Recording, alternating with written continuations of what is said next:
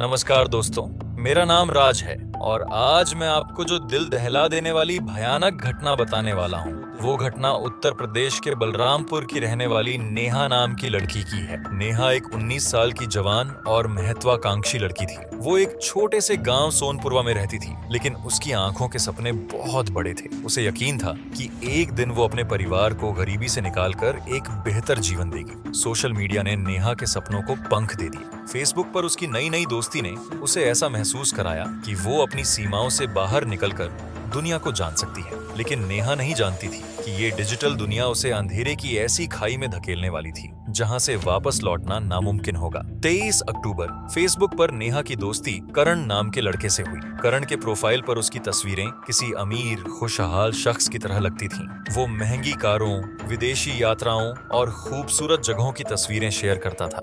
करण ने नेहा से धीरे धीरे बातचीत शुरू की।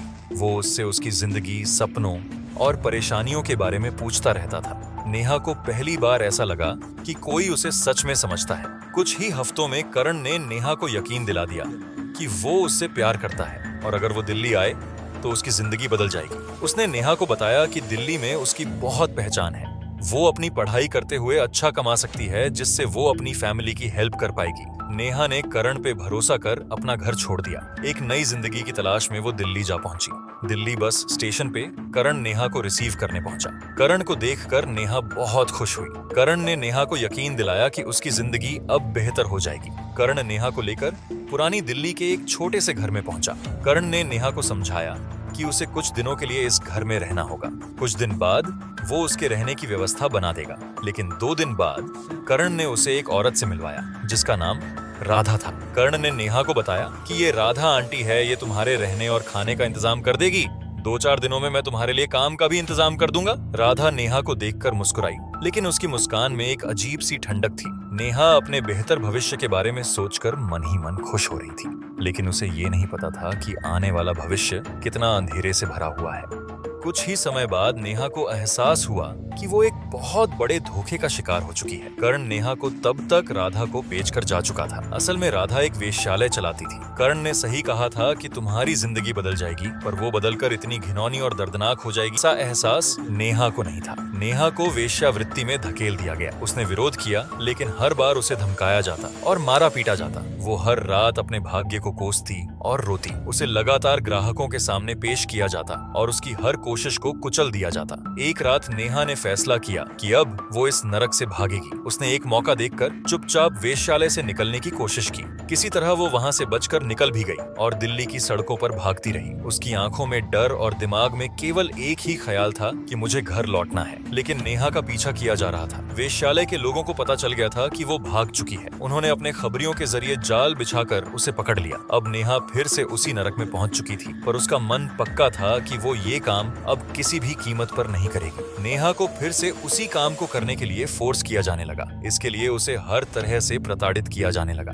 यहाँ तक कि उसके पैरों में कीलें तक ठोक दी गई। पर नेहा अब किसी भी हाल में ये काम न करने पर अड़ चुकी थी। राधा और करण ये जान चुके थे कि अब नेहा नहीं मानेगी। इसीलिए राधा के आदेश पर नेहा को एक सुनसान जगह ले जाया गया, जहां उसकी बेरहमी से हत्या कर दी गई, ताकि बाकी लड़कियों के लिए वो एक चेतावनी बन सके। दूसरी ओर नेहा के लापता होने पर उसके परिवार की ओर से पुलिस में शिकायत दर्ज कराने पर पुलिस भी अलर्ट मोड में आ चुकी थी। पुलिस ने जांच शुरू की और अब उसने नेहा के सोशल मीडिया अकाउंट को खंगालना शुरू कर दिया था, जिसमें उसे करण का अकाउंट संदिग्ध लग रहा था। पर बहुत कोशिशों के बावजूद भी पुलिस उस तक पहुंच नहीं पा रही थी। लगभग 6 महीने ऐसे ही बीत गए, पर ये केस अभी भी वही का वही खड़ा था। अब करण और राधा को लगने लगा था कि ये केस अब ठंडा पड़ चुका है और वो दोनों पहले की तरह अपने कामों में फिर से लगने लगे थे। पर दोनों ये नहीं जानते थे कि पुलिस अभी भी अलर्ट मोड पर है और उनकी तलाश पहले से भी ज्यादा ताकत के साथ कर रही थी। पुलिस को करण को पकड़ने के लिए एक लीड तब मिल गई जब उसने अपने उसी अकाउंट को दोबारा इस्तेमाल करना शुरू किया जिससे उसने नेहा को फंसाया था। आखिर उसकी सोशल मीडिया गतिविधियों के जरिए पुलिस करण तक पहुंच ही गई और थोड़ी ही धुलाई में कर्ण ने सारी कहानी बक दी।